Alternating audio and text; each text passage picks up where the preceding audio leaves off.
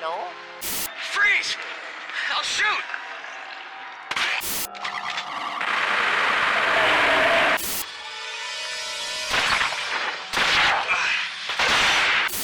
How do you know about that? Aren't you Maria?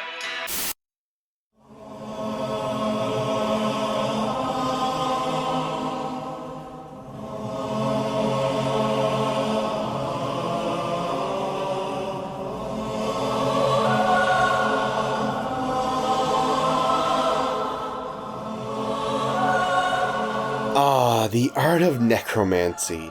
The simple act of breathing new life into something that was once deceased. 'Tis but a simple trick, and there are none better at the craft than the video game industry. Have a franchise that fans are clamoring for, but you have no vision for its future? Raise the Dead. Have a franchise that fans want back, but you can't be arsed to put any real money into it? Raise the Dead. Have a gap in your release schedule and need something cheap to fill it? Raise the Dead. There are also none better suited to this dark act than Sony, as they are apt to abandon franchises every console cycle, unlike Nintendo or, to a lesser extent, Microsoft. That brings us to MediEvil, a franchise about this very topic, so what better hero to see raised from his eternal slumber than the unassuming Sir Daniel Fortescue. MediEvil was a gothic horror-themed adventure from Sony's Cambridge studio on the original PlayStation, and Sir Dan hasn't been seen since his third adventure on the PlayStation Portable. Randomly, Sony commissioned the Canadian-American dev team Other Ocean to remake Sir Dan's first adventure for the PlayStation 4. As I stated, this was rather random and odd, but not entirely unwelcome, as Sir Dan has been sleeping the sleep of death since his appearance in PlayStation All-Stars on PlayStation 3. As a remake of the original instead of a fourth game, was this worth the time and wait for the fans of the decomposed hero, or should Sony have left this one rotting in the ground?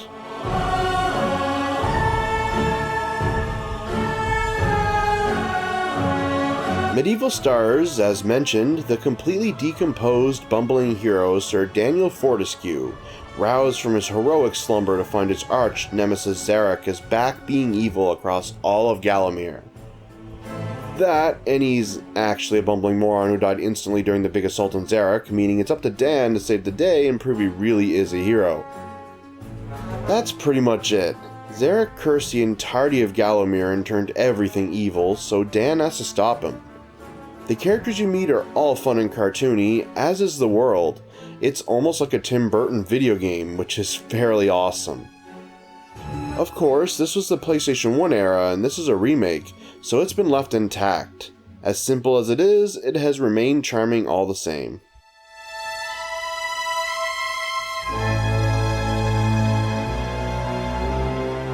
Of course, what kind of hero would Sir Dan be if he didn't embark on a heroic adventure or perform some kind of heroic deeds?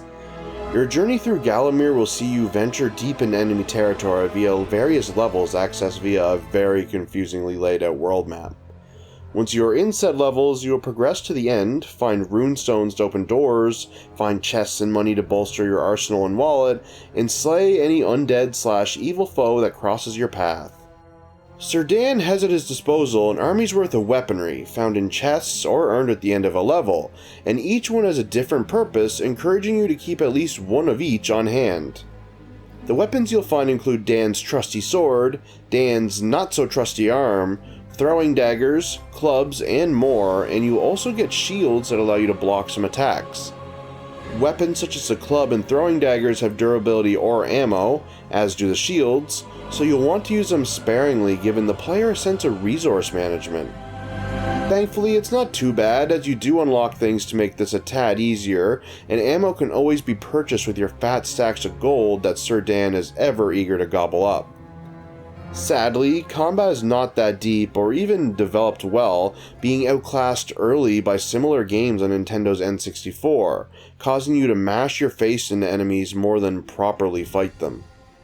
Other than that, you'll jump across the land, badly, and kill everything you can in order to fill the Chalice of Souls that'll take you to the Hall of Heroes at the end of a stage. This is fairly important, as doing this will unlock a new weapon for you to use, adding more resources or even removing the need for some.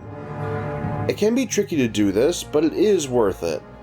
You'll fight bosses here and there as well, but they can be just as slap happy as the regular enemies are, something we'll talk about a bit later. Overall, it's a fun little time capsule of the past, one that's still enjoyable to play today.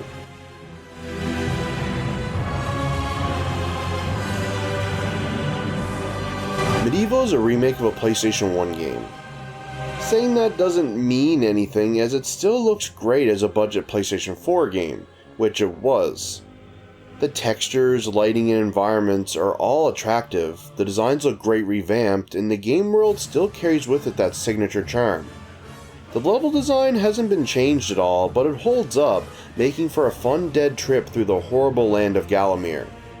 The music is also its charming self, fitting the sights and sounds perfectly on top of being catchy. Despite being a graphical revamp of a now ancient 3D game, it still holds up incredibly well. I actually miss games with this art style and theme, so it makes me happy to see it look this good on the PlayStation 4.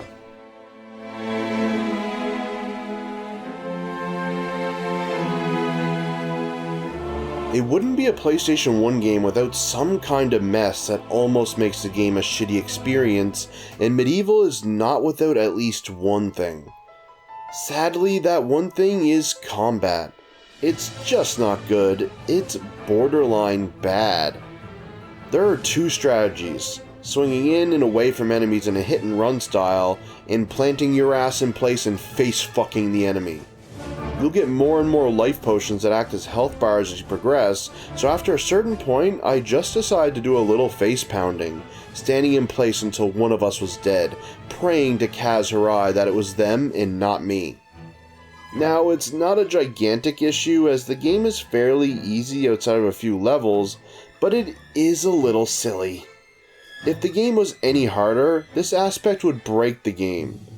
As it is, it just makes it a little crappier than it could be.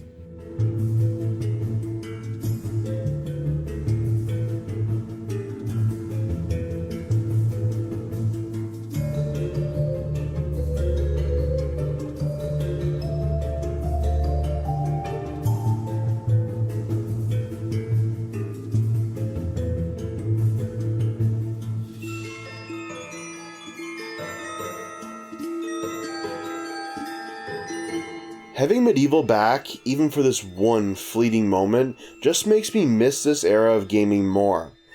Things were so weird back then, and the best of the weird were full of charm, much like Sir Dan's first adventure here. Yes, it has its fair share of problems that were not even remotely looked at, such as the brain-dead combat and the clunkiness with jumping and such, but it still doesn't really break Dan's stride. Sure, the game is no amazing, game-changing work of art, but it is a fun adventure. Putting evil in its place as our Skeletor hero remains an enjoyable time, and that's all games aim to be, right? Sir Dan returns to his crypt for a well-deserved rest with a solid 7 out of 10. It may not be as big of a number as the fairy boys and plumbers tend to get, but it's all Dan's, and that's just fine.